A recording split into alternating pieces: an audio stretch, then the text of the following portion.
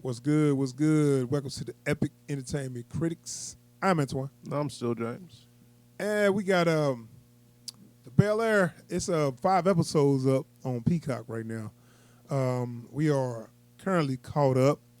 We got a review for the first episode. Check that out. But we went and watched the other 4, and we're going to try to review.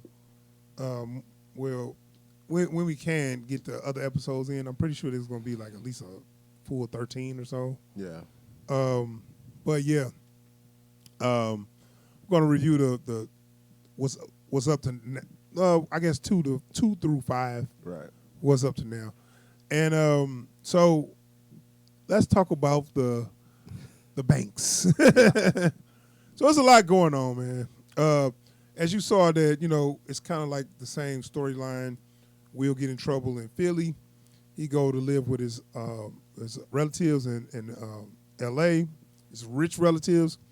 They so rich that they don't really have to live with them. They can buy them a house somewhere else. Yeah. Honestly. I was like, man, y'all not just kind of rich, because the Fresh Prince of Bel-Air, they look like they was wealthy. Yeah. These people look like they multi-millionaires. Well, like, also because, like, the standards of wealth have changed now. Yeah. So it's like, it was one thing for them to be wealthy, and that was like they was always going to be comfortable. No matter what happened, they were ready for any kind of financial hit, right? Right. And now we're seeing it's like, oh no, y'all are rich. Yeah, they stupid rich. Yeah. And it's like, okay, that's cool, but I was like, okay. What y'all kind kinda of call Uncle Phil billionaire banks? Yeah. But I would just say, I was like, with being that rich, you can just buy them a house in another city and be done with it. Well, like, I would even go so far as to say, it's like, if you're calling in a favor like that, you could have just gotten, like, he didn't even have to move in with them. He didn't even have to come to Bel-Air. Yeah. Right, but I mean, you want to watch them though, because you don't know. Well, of course. So you want to. I kind of understand you. Yeah. You need to keep him close. Yeah. And I'm gonna speak on that, because I feel like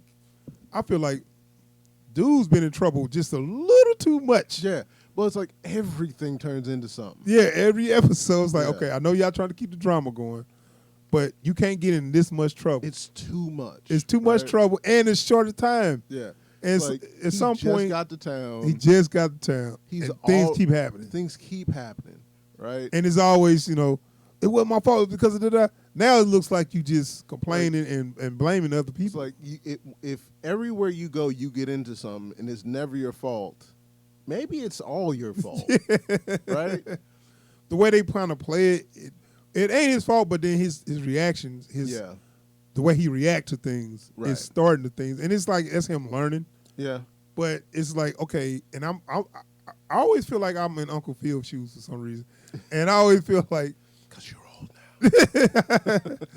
and I always feel like, look, I'm going to bring him here, work with me, but don't keep getting in trouble. Right. If I got to keep intervening, something's wrong here. Yeah. Like, I already stuck my neck out way further than I'm comfortable with to get you to this point. Which I don't even know what he actually did. Yeah. Where it's supposed to be something illegal. And I was like, how they pull that off? And it was like, because that's the thing, is like, you that's going to be a thing if it get found out. Yeah. It's going to mess up his campaign or whatever. Yeah. Because it's like, it's one of those things, and they haven't made it clear yet what it is he did to get Will out. Right.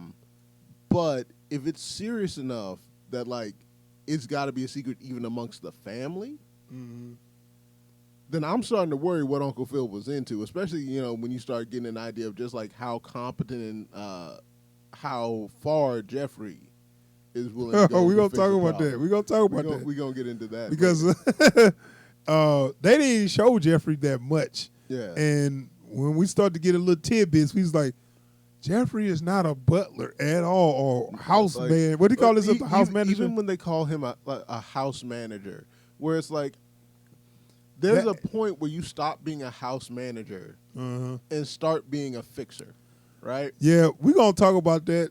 Let's get to that, though. Yeah.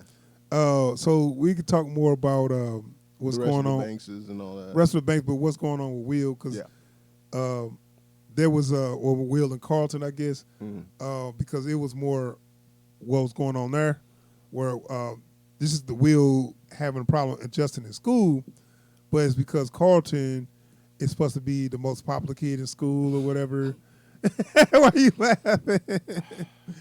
And he's he's basically like, I ain't gonna say a con man, but he's like one of them guys that can talk his way into a room and all that. Well, I wouldn't say con man because, but he's got the schmoozer. Right. He know how to work a room. Yeah. You know. Yeah.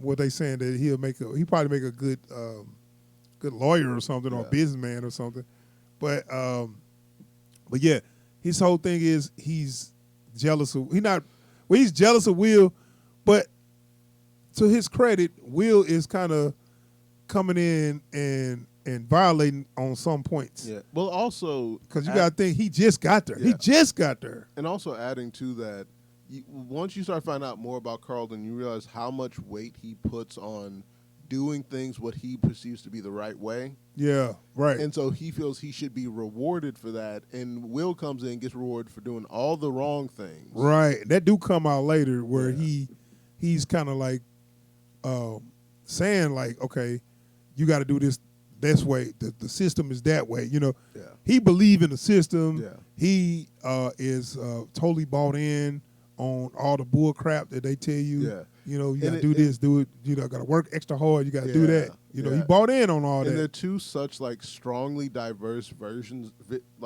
of blackness in this country. Because like I've had relatives that are on that tip where it's like, look, if you want to get by, you got to work the system. You got to do this because that's what they want you to do. You got to do this. And then you also got the folks like, look, you don't never make nothing by waiting for handouts. You got to make your own way. Right. And so you got these two different visions, and neither one is incorrect. Right. They kind of had that debate on the original show. Yeah. When him and Carlton was getting into it about that or whatever. So I see they keeping some similarities. It's just on a more of a serious tone. Yeah.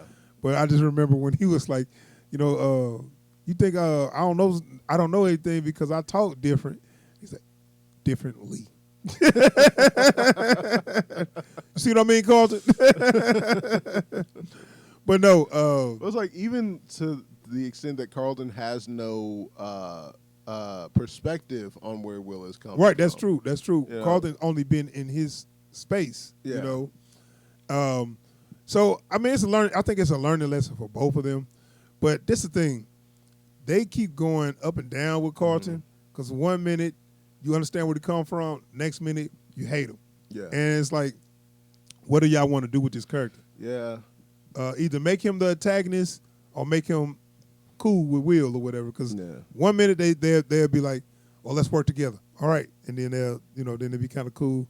The next minute they at each other's throats, want to kill each other, and then next minute they back cool. Like, and even to the extent of, okay, they're cool. Now they're going out of their way to ruin that they're cool for some stuff that they technically were already agreeing to be cool about. Right.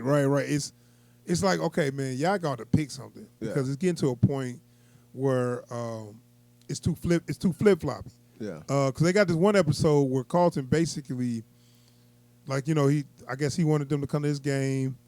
They went to Will's game. Carlton was pissed off. He got kicked out the game. You know, he yelling at the ref and all that. He go do what was that he be doing? Xanax. He's sniffing Xanax. They might as well made it coke. I mean, because he pretty much was coked out. He got coked out. He's sweating. He mad. You know, at this point, you don't want to be around nobody because anything could go wrong. Right. You know, and you're waiting for a blow up. Right. And he go and see, hear them cheering. He go see all his family was at Will's game, not his game. So I'm thinking, oh, this gonna go down right here because Carlton mad, you know. Like I'm waiting for him to blow up, storm across the court. Blow up. Well, I thought he was gonna interfere with the game. Yeah. Because they on the last play of the game. Carlton walk in, like that's where y'all was at. You know, that's why he was mad because nobody showed up. Yeah. And I was like, oh, and he didn't do anything. I was like, okay, well, he gonna by this time next episode it's gonna go down. Next episode, like nothing happened. Yeah. It's like he wasn't even mad no more. I'm looking like And it's like you get What to are the we next doing? episode, and it's just like he's back to not caring that Will is there. Right, It's like, right. I will allow you to vacillate between we cool and I don't care that you're here. I will allow you to vacillate between I don't care that you're here and I want you gone. Yeah. Don't vacillate between all three. Yeah, and not only that, actively trying to do things to get rid of you. Yeah. But in the next scene or the next episode, you don't care no more. Yeah. How you don't care? You was all about that. Like you wanted him gone. Yeah, right. You want him gone. And now, you know what? Those not so bad. Yeah. As long as he doesn't mess up my thing, I think we can be cool. Right. Yeah. And I'm looking like, okay, y'all uneven with that writing on that. Yeah. You know, make up your mind what you want to do with that character. But yeah. So we could talk a little bit about Viv and Hillary. Oh, they got a dynamic. They starting to butt heads. Yeah, a lot. I really like that dynamic because that's very much like when you have a parent and child who are very in sync on most things. Yeah. And then there's that one thing they can't meet on. Right. And actually, that was a dynamic from the. So they taking some a blueprint from that original, just making it more dramatized. Because I remember Hillary, she moved out to the pool house, but I remember she could not get her life together, and she dropped out of school. And that's the episode where Hillary, when every time you say it, like they was blackmailing her because they knew she dropped out of school. And it's like every time somebody say your name, I want you to smack him in the back of the head. And every time I hit my glass, I want you to punch Carlton in the chest or something like this, some stupid shit. Yeah. It was funny, but anyway, it was elements of that in the original where Hillary could not get her life on track after high school because she was in college, but she, as you know, she dropped out. She didn't know what she wanted to do, and it was like a big deal where the mother was mad that she, wasn't doing nothing with her life or whatever. I don't know what did she end up being, like a fashion designer or something? Something. But either way it go, this Hillary, I thought I liked her at first. Now that I was watching it more, I do not like that character because she's more, it's my way or the highway.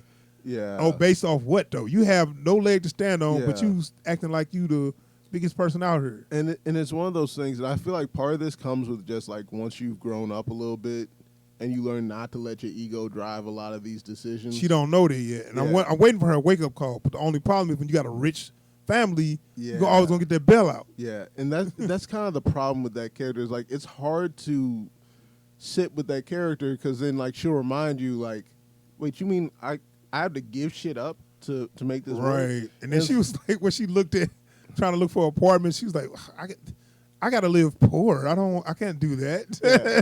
It's like folks keep like kind of like subtly calling her out for it. Will did and Jazz did, And right. it's like, well, I had before that though when she told her mom's friends that she dropped out of school. The way she said it, like she don't care, and it was like, and I don't know one of her friends. The way her friend was looking at her, the light skinned lady she cool with. The way she was looking at him, like, oh my God, if looks could kill right now. Yeah. And like I got mad at her mom's friends because like in that moment, of course, they're all like, if my daughter said that kind of stuff, and then like immediately you always gonna get that. And then immediately they switch. I'm glad Hillary spoke her mom. When they saw the video, they was like, good for you, girl. I was like, no, that shouldn't always be rewarded because what you did was you didn't care about the consequences. Yeah. Because, like, also, you shouldn't be surprised when you come up against that stuff. Note it. Be aware of it. Right, that's what I'm saying. That's life. So, that's life, what you got to learn.